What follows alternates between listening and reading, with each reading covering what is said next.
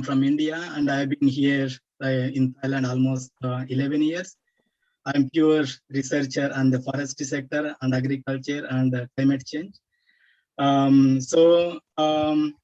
finished my PhD, means I joined my PhD 2017, and I finished my PhD less than 3 years in AIT. And I published more than 4 publications with my PhD topic.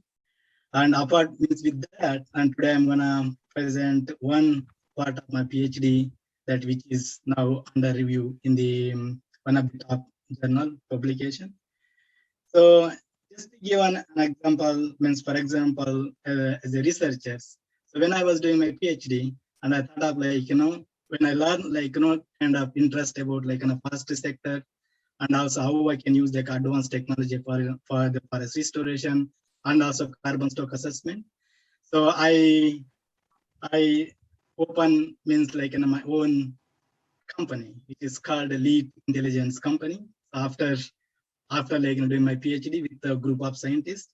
So here we are mainly focusing on urban forestry and also involve Southeast Asia forest monitoring and providing the data for for the research purpose.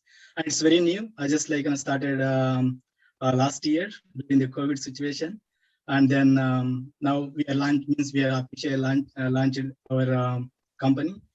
So please go through it, and then you will we'll be having an advanced tools that where we can also monitor single trees that will be launching by end of the next year. So that would be really great for useful for the many research students also, and also for the policymakers.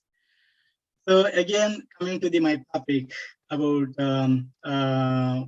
identifying the potential area for the restoration. So as you know that forest restoration is very important for us in terms of ongoing climate crisis and also biodiversity. But at the moment now, what we have means recently the New Year Declaration on Forest and the UNDK. Actually, they're planning for almost 350 to 500 million hectares of trees that we need to restore. Means hectares of the forest we need to restore. So it adds almost 700 billion trees that we need to restore in degraded forest or where the opportunities. So even there is we as a foresters, we know that passive restoration we can do that one. But however, we need to know that where those degraded forests and also how we can identify them. And when we identify also, we need to know what kind of technology that we need to use for identifying those areas with cost effective. And once we identify the areas, but how we can convince the policymakers or Red Plus program or UNFCCC or carbon offsetting people to say that this area also sequester the carbon stocks by 2000 means from now to next Paris agreement. So when we identify it is important for us to identify the forest means that how much carbon sequestration can be or how much carbon can sequester in the particular degraded forest areas. So using an advanced technology big data, it is possible that we can track and also we can monitor those areas. So we are using the deep learning and machine learning algorithms, and also we apply the drone technologies for identifying the particular areas. And we use the Google Earth Engine. I think many of you heard about it. If not, then please search in the Google Earth Engine. It has a huge number of data, remote sensing data, and also vector data that you can easily access and you can analyze. So for example, is you can think about the Global Forest Watch. Actually, they collect all the data from the Google Earth Engine, and they're monitoring the forest change under the earth. So as a researcher, so you can just go through in and then try to get into it, and do not worry about the code. So all the codes and methodologies already available. So maybe you can have a chance to get into it and get the data. So here, what we have done for identifying the potential degraded forest for the restoration. So we use the Google Earth Engine, and then we develop the phenology-based threshold classification method. You can check my paper that I published in 2019. What is the phenology-based threshold classification method? And then we take the data from 1992 till 2018, then we identify the forest degradation in particular one means in the tested like in Siem Reap province in Cambodia. So here we choose 2010 to 2018 because where we can see the forest degradation, the curve goes sharply. So that's why we choose the 2010 to 2018. I will show in the next slide. So then we added some other data to make our model more stronger. So we added population data and road network data. So population data where the settlements more comes and the way the road development means where the development of the roads.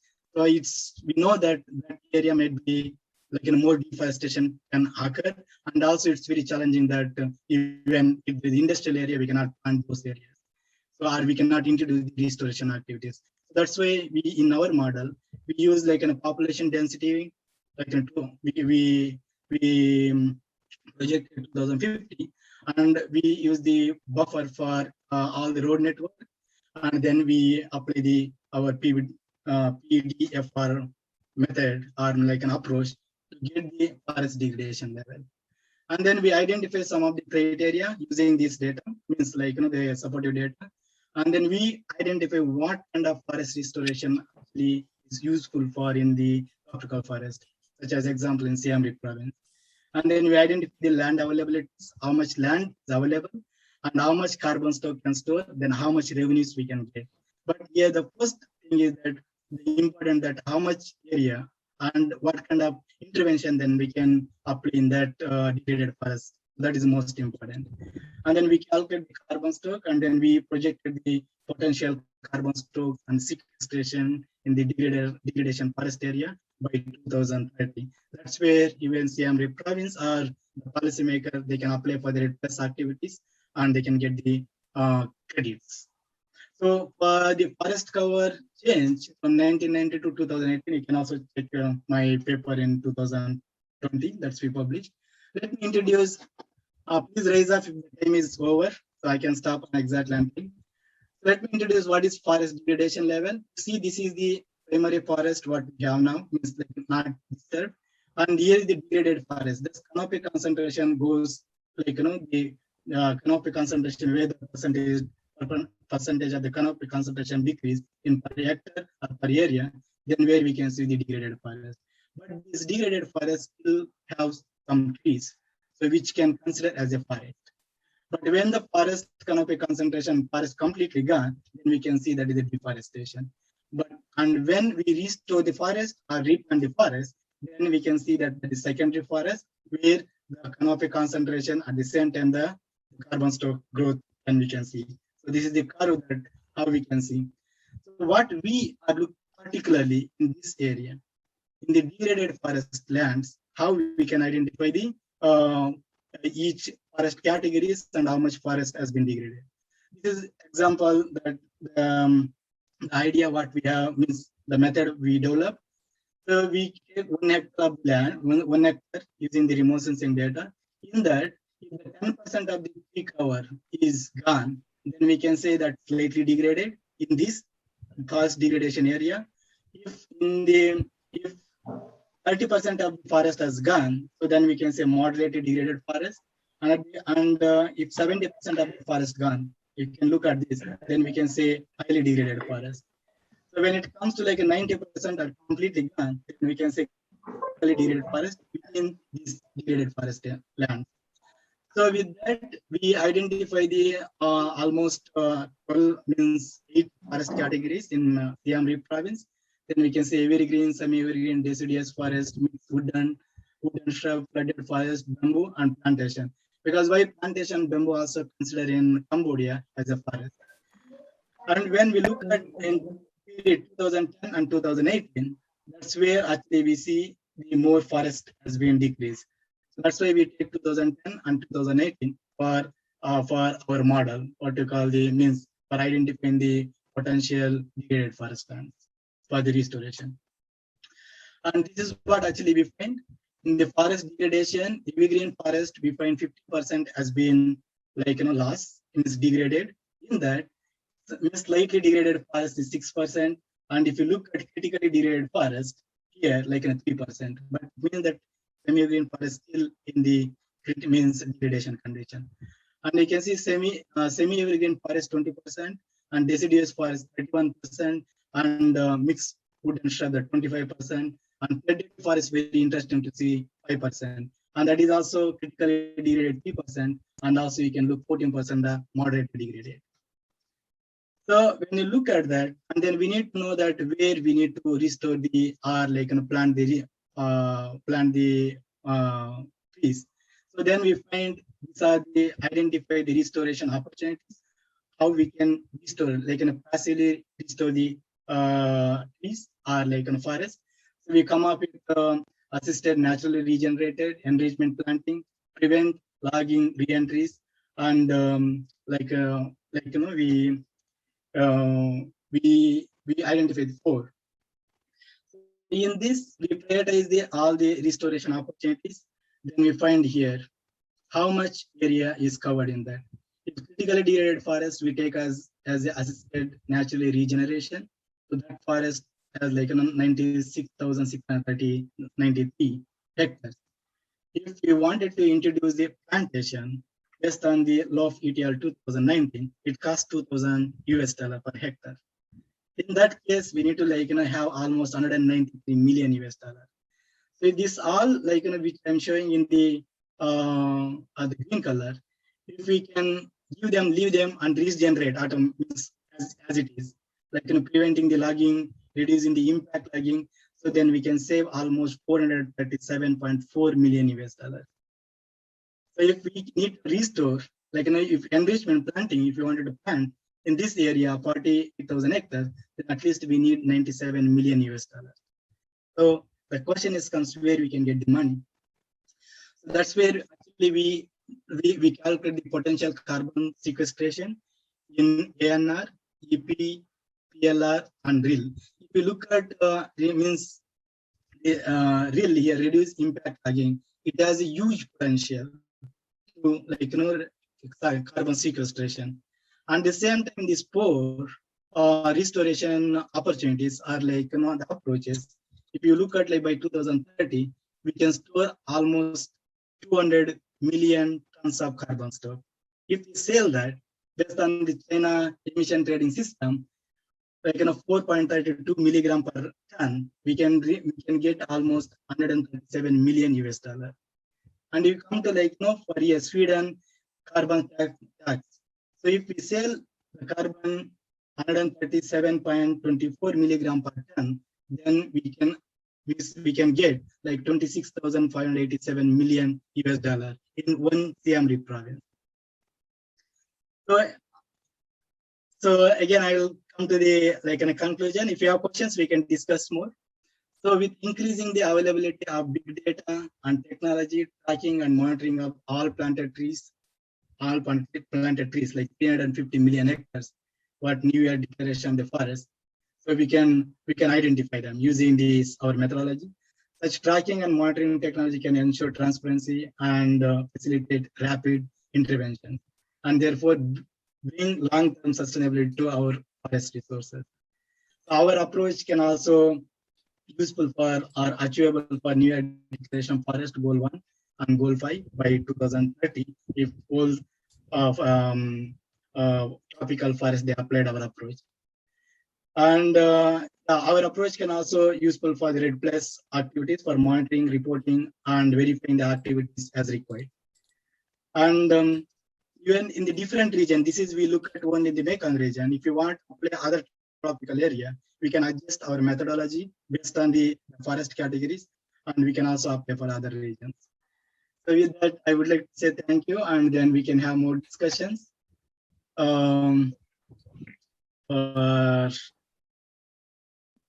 Then I'm happy to discuss more about it if you have more questions. Yes, thank you.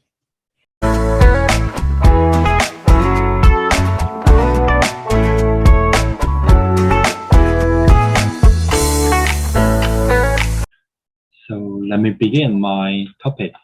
So this research is my master's thesis, and I took some part of it due to the limited time for today. So The topic is about the monitoring forest degradation and restoration using UAV-based RGB photography.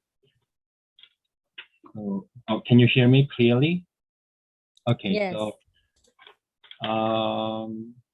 So for some people who are not familiar with these things, so first of all, the UAV means unmanned aerial vehicle. The drones are the most common type of UAV.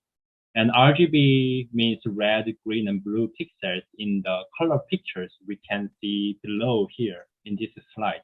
So in my research, I used the drone to take color pictures from the sky, and then I use those pictures to monitor forest degradation and restoration. So as we all know, so to mitigate global climate change, there have been many global initiatives and many forest restoration projects have been promoted. And to conduct successful restoration projects, we need to assess forest degradation. So we need to see the site and we need to assess how severe the degradation, and then we can input the intervention, the matched interventions. So to do that, from Forest Restoration Research Unit in Chiang Mai University has the system of degradation stages. So using the ground survey, and then using the survey classify into the 5 stages, and based on the stage, we suggest the restoration strategies. However, this ground survey is very labor intensive, and it generally covers only small area of the sample plots in the whole large site. On the other hand, drones are less labor required, and drone can access whole area of our restoration site. However, we can use this technique only when this drone-derived data is well correlated with the current ground survey. So here is the first objective of this research, determining the correlations between variables measured on the ground and derivable from drone-based imagery. And using those correlations, developing into the index system is the ultimate goal of this research. But for today, I will focus on the first phase of this research, which is finding the correlations between ground survey and drone survey. So we found 5 study sites from the most degraded site I marked in LP, which is the mining area, and the least degraded site, which is BMSM, which is also the restored forest. So those 5 study sites are located in Chiang Mai and Nampang provinces in northern Thailand. So in each site, we set the circular plots. So total 46 circular plots were set in 5 sites. And we set the markers at the center of the circular plot to be detectable by drone. And then we measured every single tree in each circular plot, which are the girth at breast height or height of the trees and crown diameter, and also the cover of the ground. And then we flew the drone, which is the DJI Phantom 4 Pro model, and to get the overlapping images to process into the 3D model, we used the flight mission, overlapping about 70 to 85%, and we flew the drone about 50 meters above ground. And after that, the overlapping images were processed into the 3D model, and we could get the outputs, which we can detect what we want to measure. So we can say the canopy height model and also photo could be generated from this process. So from the canopy height model, we could measure the variables. The variables means the things that we can find, we can identify about the degradation, or we can find the severity of the degradation. So from this canopy height model, because this canopy height model has the information of the location and also the elevation together. So if you can see the map, the color of each pixel refers the height of the pixel. So the darker color means the lower elevation, and the bright color means the higher elevation. So in our package of red tools, we could detect the treetop points, and also we could delineate the tree crown boundary. So from these detections, we could count the number of trees, and then we could get the mean tree height in each circular plot. And then we could calculate also above ground carbon density. And using the area of the tree crowns, we could calculate into the percent canopy cover. And then in the orthophoto, we remove the detected crown covers, and then we classified into the ground vegetation and exposed soil and rock using the color differences of them. So using these six variables, you can see the scatter plot. The x-axis refers the data we could find from the drone data, and the y-axis are from the ground survey. And I also presented with the statistic values together. So we will focus on the Pearson's correlation coefficient to check the accuracy between the UAV and ground data. So here are three variables. The first variable is the tree stocking density, and second one is mean tree height, and third one is above ground carbon density. So among these three variables, I used the adjusted value using the multiple regression model for the first and third one. This is because some variables are affected by other conditions. For example, the tree stocking density can be covered by the canopy cover, meaning to say the higher canopy cover may obscure the smaller trees beneath. So we added as the additional predictor variables to estimate and adjust the tree density. So same as for the above ground carbon density. And other three variables were about the coverage of the ground, which are the canopy cover and ground vegetation and exposed soil and rock. So among these six variables, we could achieve 4 variables were highly correlated with the ground survey. So in this research, we will discuss about these 4 variables. So the first discussion point is about multiple regression model to detect the tree stocking density. So as I mentioned, I applied the variables treetop points and also canopy cover together. So in this research, you can see the underestimated density in the least degraded sites, which are BMS and ML sites. So in this case, the number of trees detected from the drone samples were all underestimated compared to the sampled ground survey.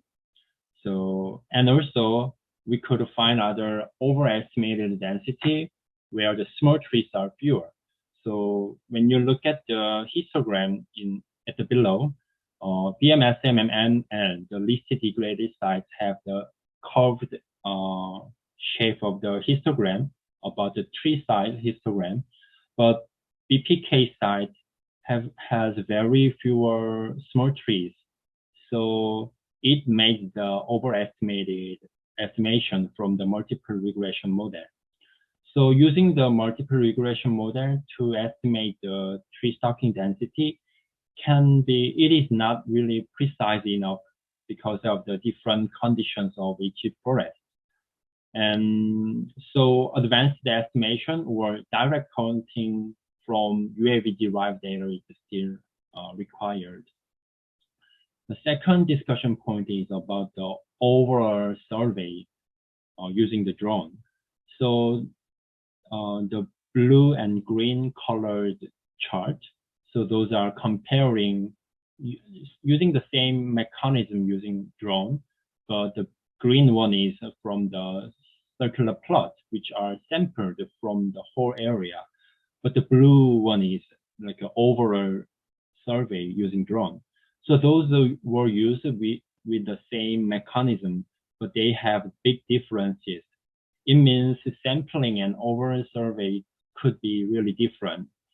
So there is like a possible error for sample to ground survey as well. So overall survey will reduce the error, which can be achieved by using drones. And third discussion point is about the absence of ground control points. So in this research, when we fly the drone, we didn't mark the ground control point. So these ground control points work like a thumbnail, like when we make the map. So absence of the ground control points reduce the local accuracy of measurement, especially for the height measurement. So in our research, mean tree height and above ground carbon density were two variables were directly detected from the height. So that's why these two variables could achieve very low coefficient. So here is the brief conclusion. So this research aimed to find a practical and accurate solution using UAVs. So that's why we use the RGB data rather than using more advanced sensors or LiDARs. And we also apply the open source software. And also we couldn't apply the ground control points because the instrument for this is quite expensive. So limitation. So these tools resulted the limitations to direct counting and the height measurement of accuracy.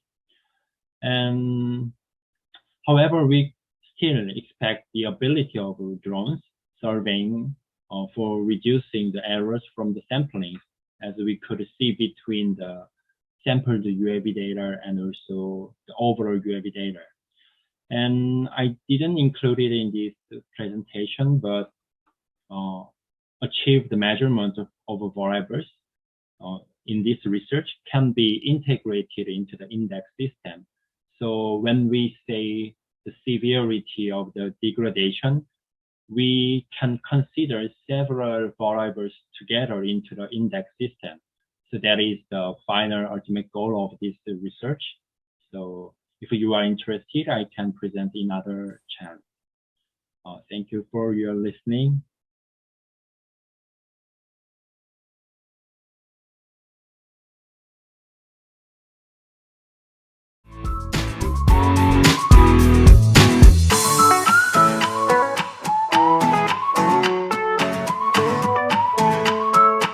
Good evening and good morning to everyone. My name is Punat Changsalat, second year master's student in environmental science, Chiang Mai University. Today I'm going to present everyone in process project, which is a part of my thesis, as the title, use of unmanned aerial vehicles or UAV imagery to monitor the progress of early forest ecosystem restoration in an open case mine.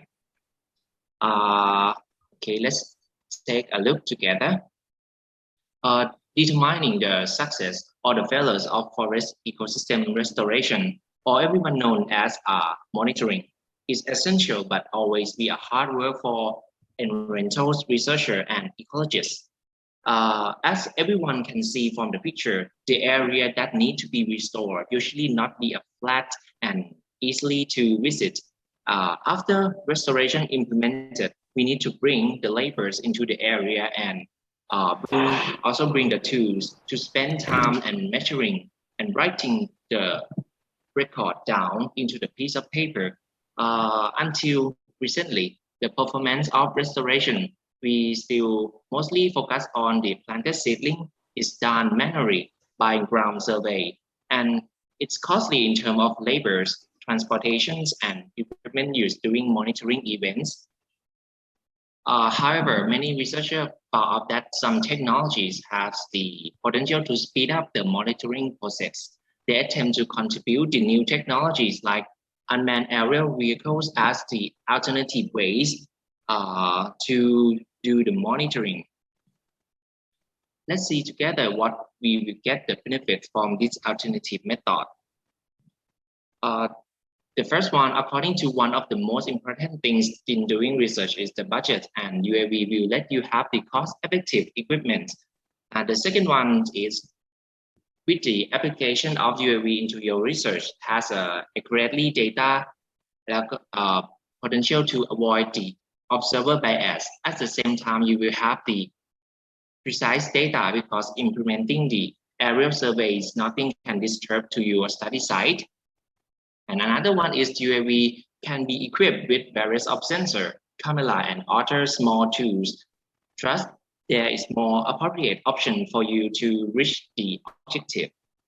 As I mentioned, UAV technologies contribute to the new possibility of monitoring to be open. So we aim to explore the possibilities of replacing the ground-based monitoring with the aerial-based monitoring by using a UAV. So the objective of this study is to compare the ground-based and the aerial image-based measurements of the survival, growth, and the crown expansions of planted seedlings. Now we come to the part of methodologies. The previous year restoration plot is our study site located at the Opencast mine of the Siem Reap Public Company Limited, Lampang Province. The slightly curved benches has been created since the mines were constructing, and the ceilings were bought from the nursery, then randomly planted by SCG staff and the Forest Restoration Research Unit or forest staff within this plot. There were 30 species of the seedlings that were planted. And here is the list of all planted seedling species, which perform the different characteristics in the mining area condition. And now let's see our step in the research. The method will divide into 3 sections, consist of the field data acquisitions. The second is the image processing, and the last one will be the data analysis. Let's see some more detail in each section. The first section is the field data collected from 2 methods, which is the convenient data collections or the ground surveys. And the other one is the UAV imagery collections that we will talk later. The variables that we were interested include the seedling status, which will be referred to the number of the survivals, the height, the crown dimensions that collect from 2 perpendicular sides around here, and the root collar diameters, or shortened for RCD, that were measured at the point where the stem joined to the root. The measurements were implemented every 3 months within the first year. For the aerial imagery collections were done exactly at the same day with the ground method by using a Litchi-like planning software to control the DJI Phantom 4 Pro drone and autonomously capture the RGB 20 megapixel still image at the 10 meters above the restoration plot. For example, pictures were on the right-hand side, and we will set the overlap of the image for 80%. Moreover, the movements of the UAV need to be really slow and stable to get a good image quality. So we set the other properties like this. And we done for the field acquisition, the field data acquisition in the first section. And then will be the second section, start with the aerial image were processed by the photogrammetry software to generate the 2D and 3D models from the overlapping image. Here is the example from 2D models that show you some small green pixel, which those green pixels refer to the planted seedlings in the area. And at the beginning of the ground survey, we also do some recording or detecting of the all positions of the seedlings labeled by its code number or the code of the species. When we got the 2D models, or we call it the orthomosaic photo, the variables of the seedlings will be recorded each time of the data collections. Here is the first time of the data collection that we give the example from just one part. From the second time, the third times, and the fourth times in 3 months duration. Trust it's in recently, it's possible to detect the number of the seedlings from 2D models. So we move to the 3D model measurements. The seedling height and the crowd dimensions were measured from 3D models, which the measurements were done using the distance of the point in the model. But unfortunately, since our first software shown the 3D model quality not as good as we wish, thus we continue to use the second software with the better result, as we choose to the features that can be more clearly observed. And when we choose to the elevation model, it seems to be has more potential to measure the variables as we were interested. Now we move into the third sections, which we're right now in process of the analysis of ground data before we make use of it. The selected variables from four rounds of ground data, especially from the root collar diameters, were plotted together to find the correlation with height, and also the ground area, which were calculated from the perpendicular measurements. And right now, after plotting the graph, we evaluate the potential of these correlation from its correlation coefficients. We found that both RCD and height relationship and the RCD and crowd area relationships were significantly correlated across all species combined together. And after this, we will use the relationship equation to estimate the RCD from aerial database in the next step, because in the raw photos that we capture from aerial survey and also in the model that we built, it's impossible to measurement the root collar diameters that were too small in the model. So we will make use of the ground data correlations. And one more data collection will be done, and the relationships amongst the variables and the possibility of replacing the ground-based monitoring with the aerial-based monitoring will be explored further. And that's all for today. Thank you very much. Please feel free to ask.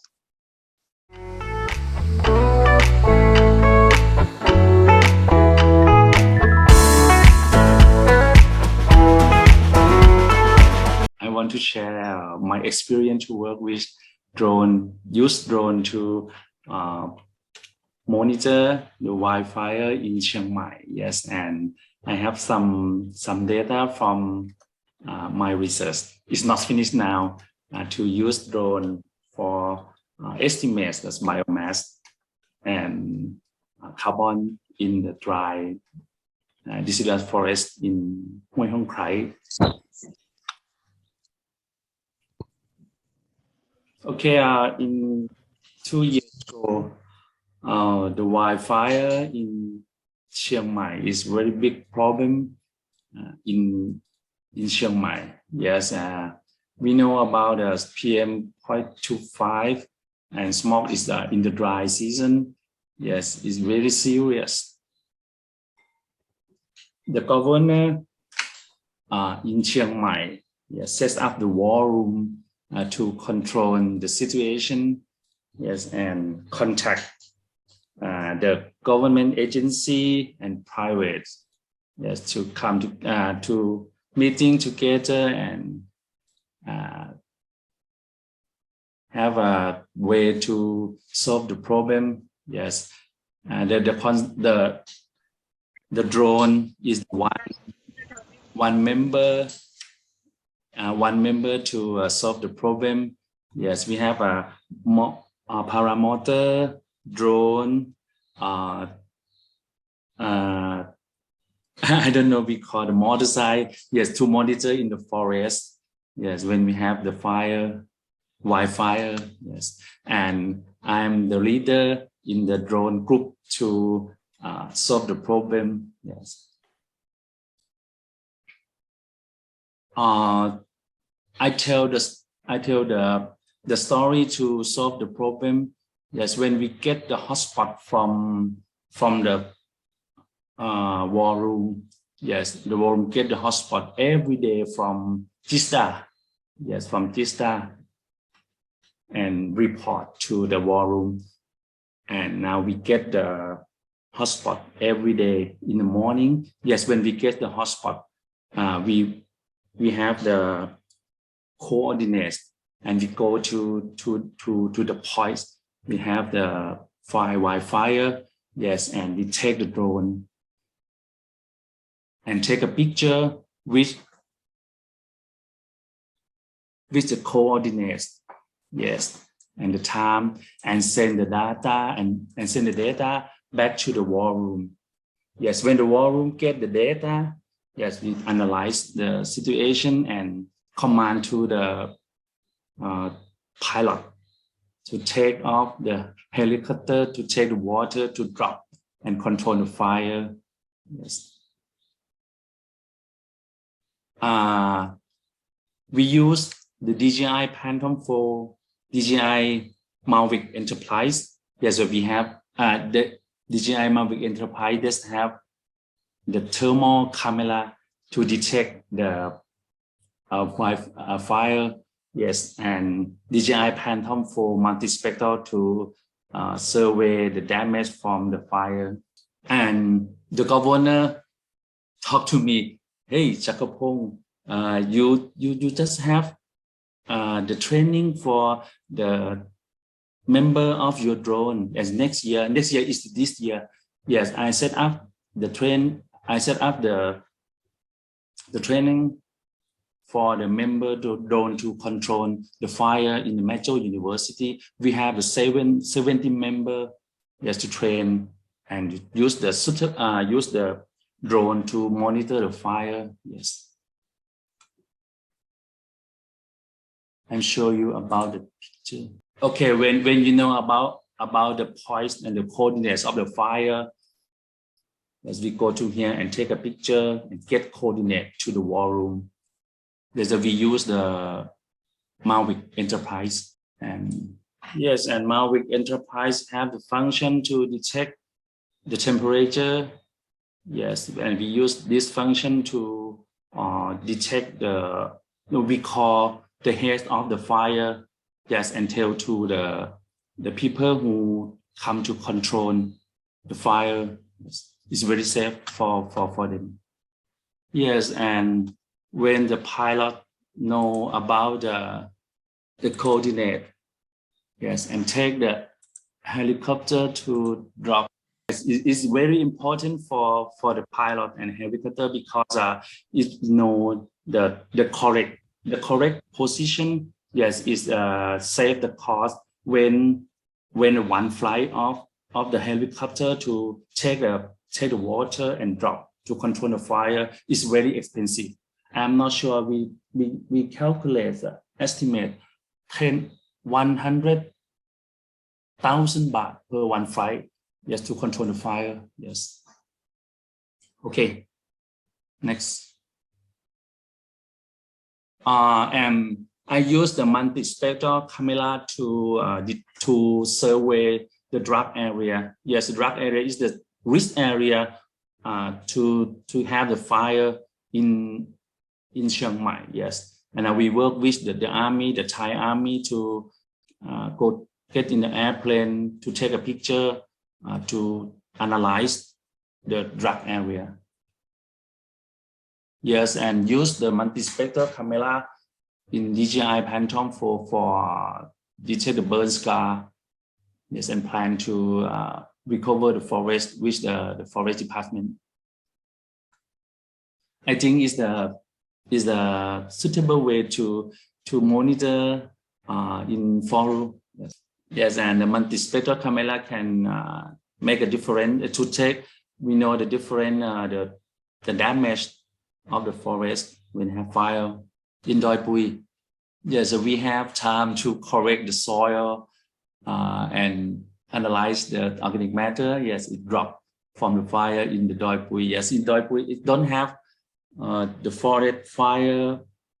I'm not sure. I'm asked the people who live in Ban Mong Doi Pui. He said that don't have fire in 30 or 40 years ago.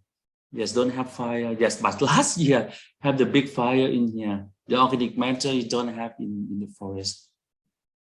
In the top of Doi Pui. Yes, and next is my research in Hue Hong Khai. We use the Phantom 4 multispectral to monitor the forest and estimate the biomass and carbon stock in the forest, but it's not finished now. Okay. Yes, thank you very much.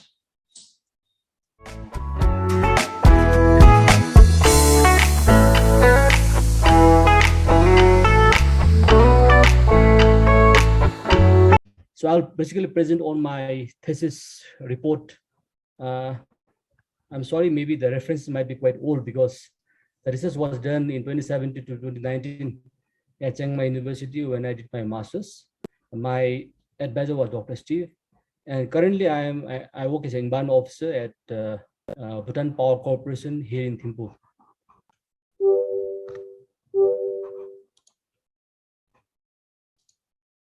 So seed collection from remnant forest has been a very essential instrument if you have to carry out any forest restoration projects. However, the current seed collection methods are primitive, many times inefficient and expensive as well. So therefore, many researchers in the past have tried to approach trees from above using various remote sensing platforms. However, such hyperspectral or high resolution satellite images are quite expensive, obviously very expensive. And even if we get such images, it's very difficult to identify a tree species using such images. So therefore, a simple and inexpensive alternative to such images are high resolution digital aerial photographs. And if you look in past, the researchers have used like aerial photographs which were obtained from cameras which are mounted on hot air ships, balloons, helicopters, etc. However, as rightly pointed out by Ko and Which as dawn of drone age, since the availability of drones, off-the-shelf drones everywhere, many researchers have tried to use the drone for the forest restoration projects, like for example to monitor forest recovery. And at the very recent times, people have really explored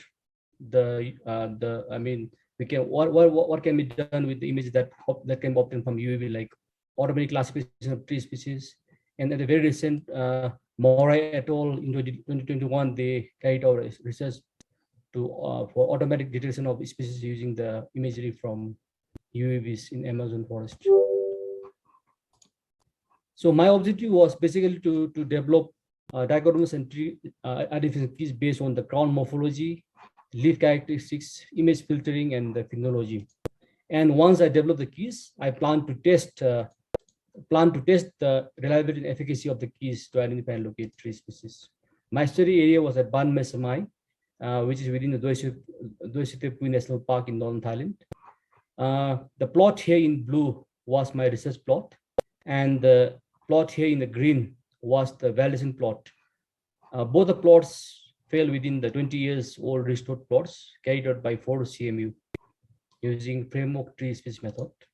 So methods that I used for my research was basically, firstly was a drone, Phantom Pro 4 drone, the Litchi and Imagery softwares, the apps, and I took help of CMU herbarium as well as the forestry identification books to identify the species, and the Mac OS preview app to look at the images. So the methodology strategy that I followed firstly was to map. First was mapping, ground truthing, and species identification. So in this process, I took like image of whole of the research plot. Then I marked and numbered the trees, the grounds that were visible on the image. And then once I marked and numbered the trees on the image, then I went to do the ground truthing work, where I identified and matched the trees on the photograph with the trees on the ground. Then I identified my target species. Once I identified my target species, then I went ahead with the photography of the crown of the particular species for like 9 months of my study period. So I'll just present you with one of the images of one of the species, and we'll just observe how the crown changes over the period of time. So I started in June, July, August, September, October, November, December, then January. So we can observe how the crown changes over a period of time. So using these images, I developed my keys. The keys were basically crown keys, leaf keys, and the monthly tree species identification keys. Once I developed my keys, I carried out the validation of my keys. So this was 9 species, tree species that the target species that I carried out in my study. And these were the properties that I used to describe the tree crown of the target species. There were 7 properties that I used, which were adapted from the previous researches. And using these descriptors, I developed the dichotomous crown keys for all the months of my study period. So using these dichotomous crown keys, we can identify, we could correctly identify the 9 species that I studied for my research. And these are the images of the crowns of 9 tree species that I studied for my research. And these are the properties that I used to describe the leaf of the species. There were basically 4 properties that I used to describe the leaf, describe a leaf. Using these descriptions, I developed the dichotomous leaf keys for all the months of my study. Using the leaf keys as well, we can identify the target species. So these are the leaf of the 9 leaf keys of 9 species that I studied for my research. And in addition, I also developed the image filtering keys.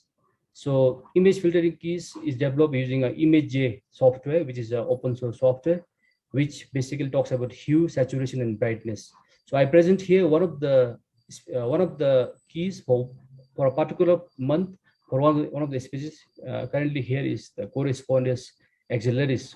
So if you put on the keys on the software, only the trees of a particular target species would turn into red.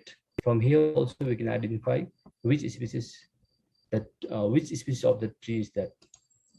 So in addition, I also developed the monthly tree species identification keys for all the species for all the months of my study period. I present to you for one of the species here, the Prunus ceresoides. So if you're going to look for Prunus ceresoides at Banmesamai in the month of January, then these are the keys that you're going to look for. And in addition, the phindology also helps you because there is a leaf fall as well as flowering in the month of January, the pink flowers. So once I developed my keys, I carried out the validation of my keys. So I took help of 11 validators or the photo interpreters who were provided with the unknown tree crown photography, which you obtained from the UAV. And they were provided with the crown keys, leaf keys, Imagery keys, as well as the monthly tree species identification keys. Using these keys, they had to identify the tree species. Once I had the results, I carried out the data analysis and reported as percent found, that is correctly identified as target species, percent error of omission, that is the missed trees of target species, and percent error of commission, which is incorrectly identified as target species.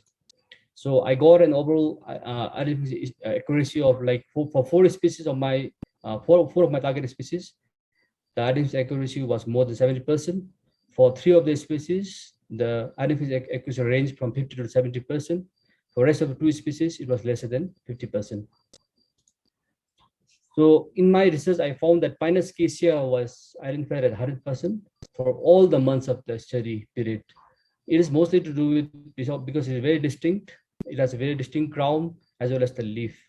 So distinctness also has some influence on the identification accuracy of a tree. So abundant species had presented a higher identification accuracy, and trees with the larger leaves also presented higher identification accuracy. So application of the research that the approach that we developed was is basically one of the previous presenter also presented is to monitor the forest recovery and restoration projects, because it helps us to identify to get the tree species composition as well as the species survival rate. It will definitely help for seed collection if you are going to get into forest restoration projects, because it will help to identify and locate the trees of framework species. And in the research carried out previously by Elliott et al., they found that Correspondus and Prunus were ranked very excellent in the field performance. And if you look at the identification accuracy that I got, it's also quite high. For prunus, even though overall identification is 27% only, but for the month of January, it is like 100%. So once we have a location or a location of the framework species, we can go back anytime, fly our drone on anytime, and check whether the seeds are ready for collection or not. And we can obviously do out with the tedious job of like physical monitoring. If you switch over to the drone monitoring, I think the research already be carried out before CMU, so I think the proof is already there.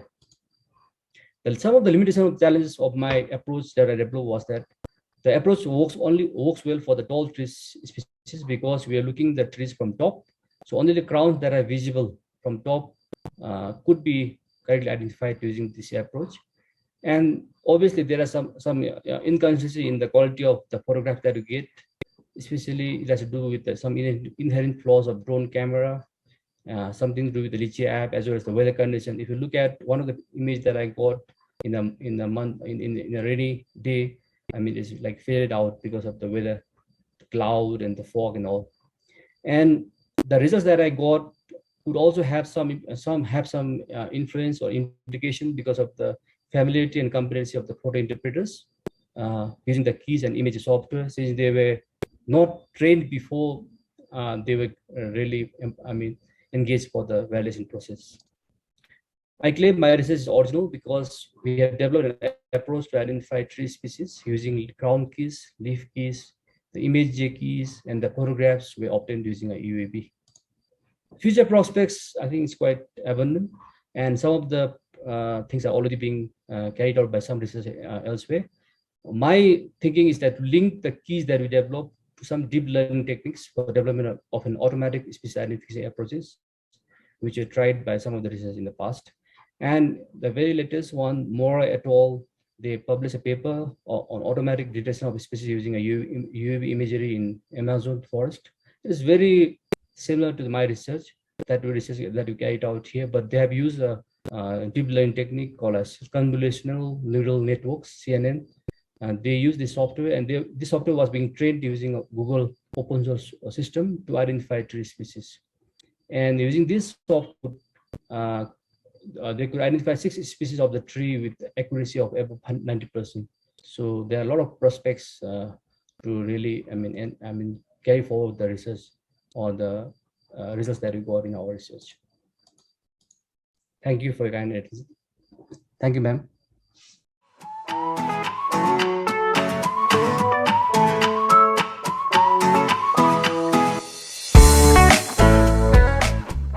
Welcome everyone to my presentation. This is my PhD research. The text is about the technique about forest restoration.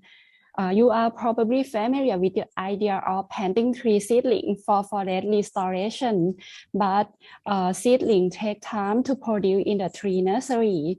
A lot of reforestation sites are remote and quite difficult to access. Like the photo here is quite steep, and sometimes you need to carry seedlings.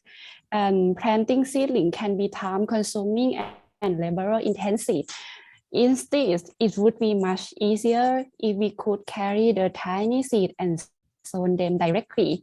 This is called direct seeding.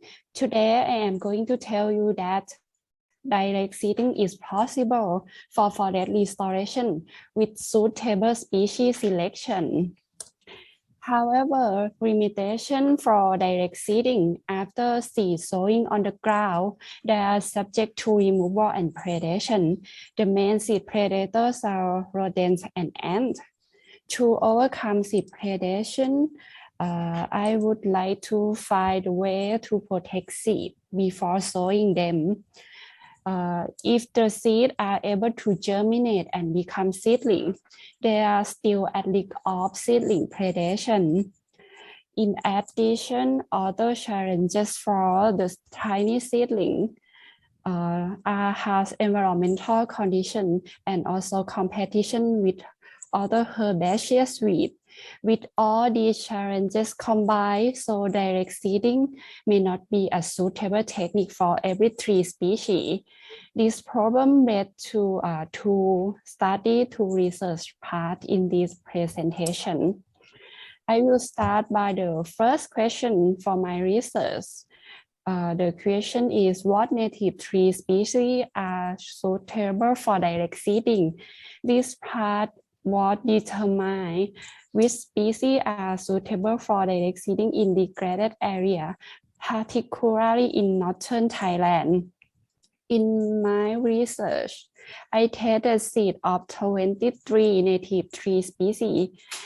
The seed size vary widely among species here. You can compare with the scale below. Seeds were sown randomly on the ground into degraded site A and B, and control condition in the nursery on Doi Suthepui National Park. 9 months after sowing, 18 of 23 species had average seed removal around 3.4% at 2 degraded sites. And the highest percent seed removal is Cassia baccarena, around 9.2%. In previous study at the same site, the percent removal was significantly higher. We suspect seed removal may vary among years. And I also monitor percent seedling yield that's shown in this graph. X-axis is percent seedling yield with species name on the y-axis.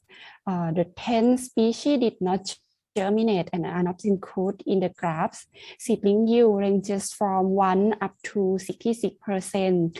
Letter A and 2D here categorize the significant difference among species. I categorize the species into high, medium, and low seedling yield. The species with highest seedling yield is only one species, Adenanthera microsperma, and the 3 species here with medium seedling yield could be the suitable species. In this part, it's not very high intensity of seed predation. However, seed protection is still necessary. So from the previous research, they suggest that installing wire cage can reduce probability of seed removal, but this way is quite impractical technique. So another way is more practical technique is covering a seed with protective material. The protective material can hide the seed until they germinate. So for the second question, at this section, was coating material can decrease percent seed loss due to animal seed predator. The objective for this part is aim to test the various coating for their ability to reduce seed loss due to seed predator in the degraded area. So for testing coating material, I used 5 species of different seed size here. The coating material tested were biochar, polysaccharide mixture, and soil mixture. I sown the coated seed randomly at 2 degraded sites, same as the first experiment. Seed removal was compared among coating treatment and control. This graph shows percent seed removal on y-axis with different treatment on the x-axis.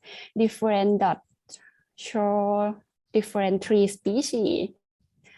I found that the biochar coating significantly reduced seed removal to almost 0 compared to the control here. On the other hand, polysaccharide coating increased seed removal up to 5%. Unfortunately, coating material significantly reduced seed germination by 7% compared to the control and did not increase seedling establishment. On this graph, show percent seedling yield on the y-axis with species name on the x-axis. There are only 3 surviving 3 species here. Yeah. And the average percent seedling yield only 3%. From these 2 parts of the research, we could develop some result and apply for aerial seeding. For aerial reforestation, because right now there is new technology that's much better than planting by hand. This technique is unmanned aerial vehicle or drone to drop the seed. Like the photo here, dropping seed drone from Drone Korea. Thank you for Lot and his team who developing this drone. Yeah, because drone can be reached to any kind of target area. Its cost is cheaper compared with conventional tree planting. Anyway, dropping only seed has little success, so seed ball is a popular method for encouraging seed in an organic matter or some fertilizer to help them germinate and absorb it in the area. Not only seed ball. In Thailand, we have King Mongkut University of Technology.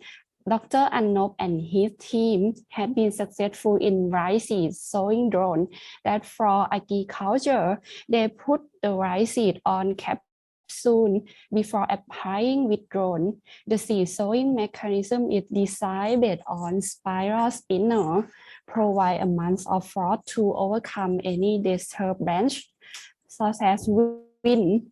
And so drone can drop the seed to actual target position.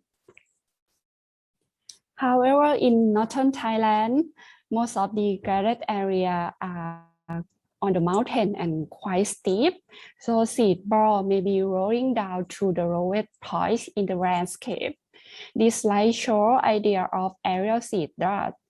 The container for seed delivery that's made from biodegradable paper, point shape designed to stick the seed at the target point until germination. So for all of this idea, they have many areas that successful to use drone dropping seed.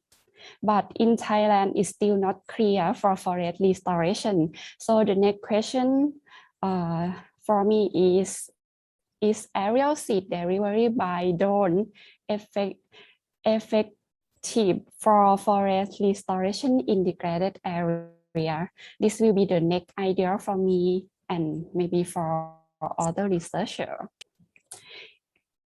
In conclusion, in my research, the species with high seedling yield and suitable for direct seeding is Adenanthera mycosperma, the legume species. Besides from that, Spondiat pinnata, Spondiat axillaris, and Alangium curcii are acceptable. Before applying direct seeding, the intensity of seed removal should be quantified at your target site. If the seed removal is low, we may not need to protect the seed, but if seed removal is high, biochar coating may be effective in reducing seed removal. However, more study about seed modification need to do because to make them not decrease seed germination. And finally, seed dropping drone can be the future of forest restoration, but we need to select the right species with suitable way to release the seed. Okay, thank you for attention.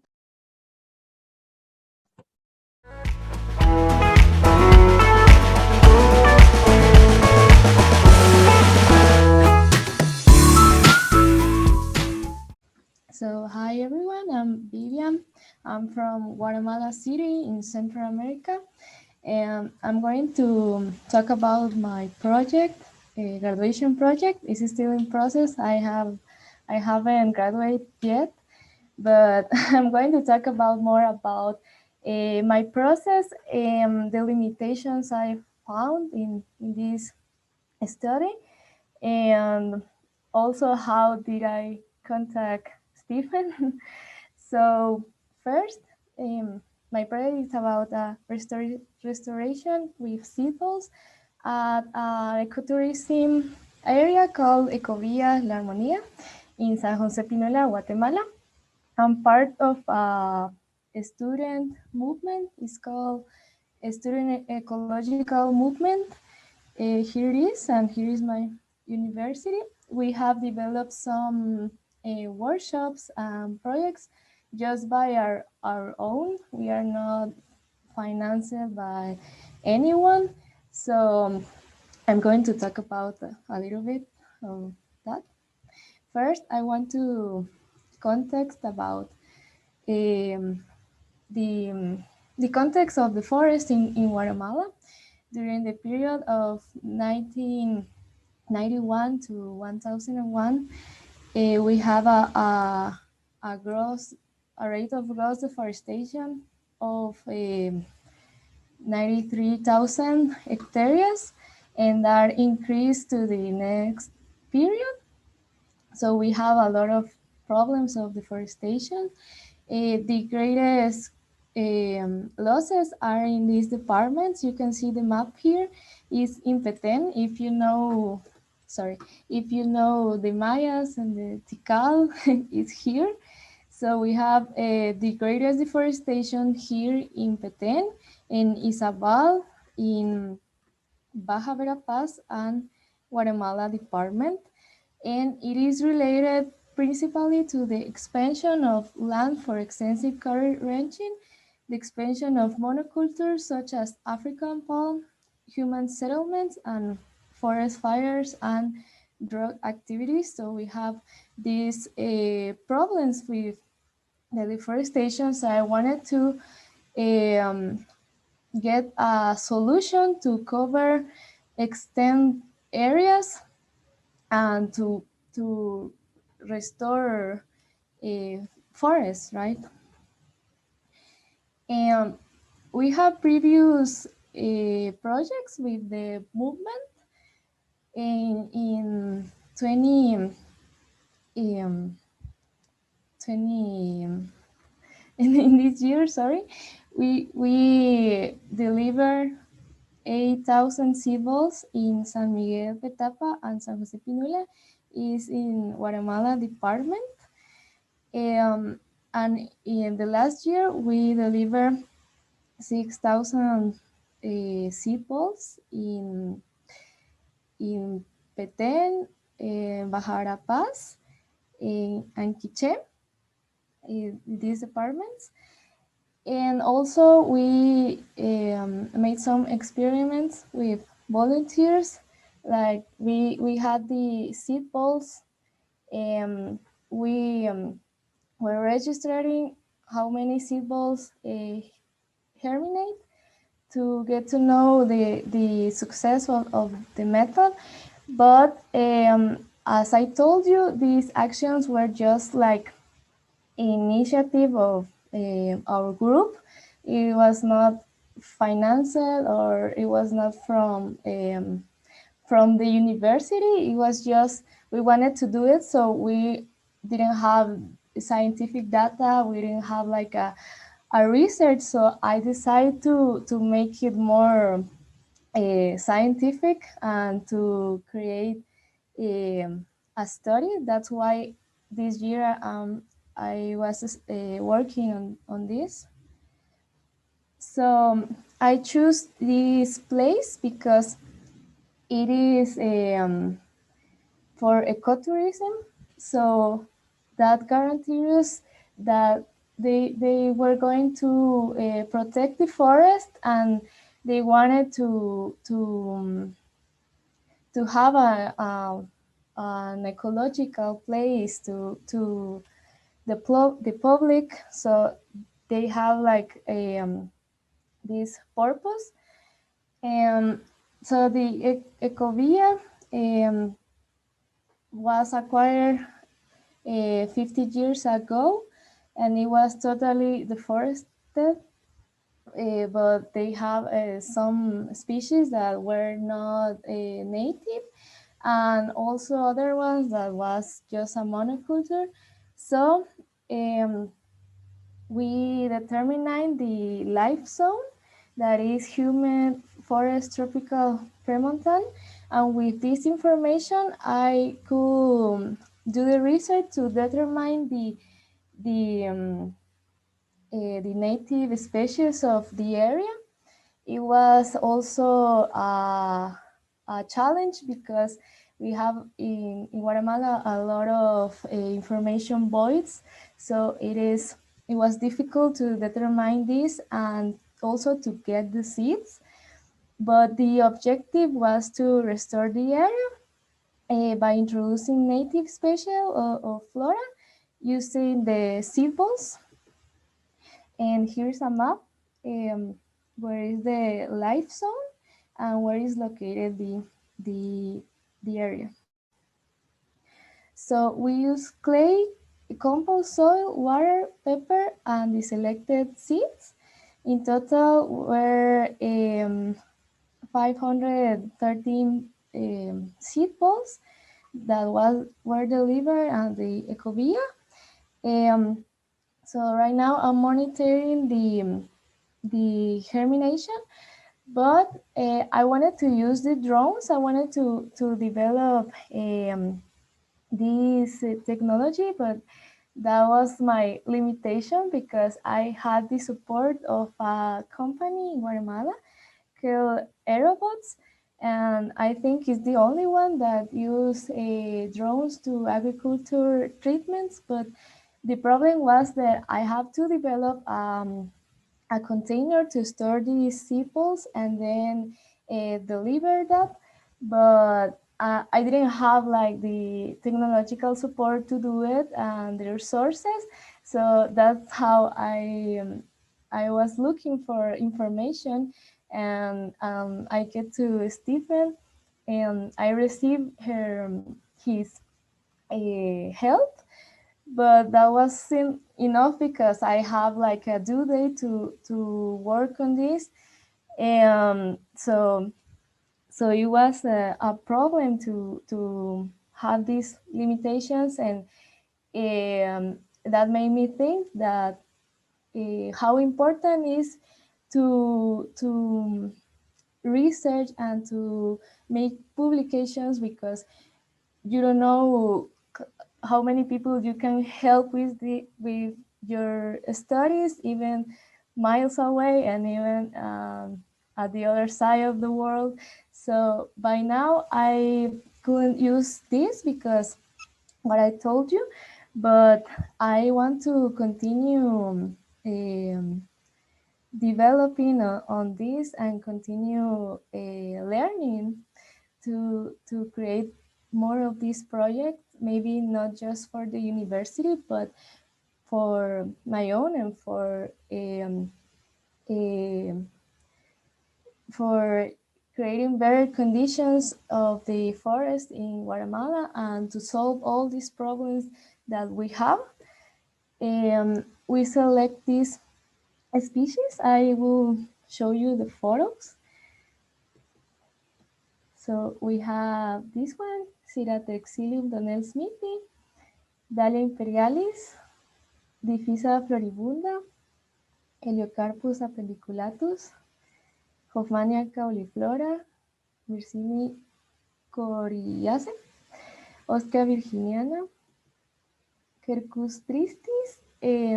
That's we were doing the seedballs. That was the last month. It is recent. There is a team and the owners of the area,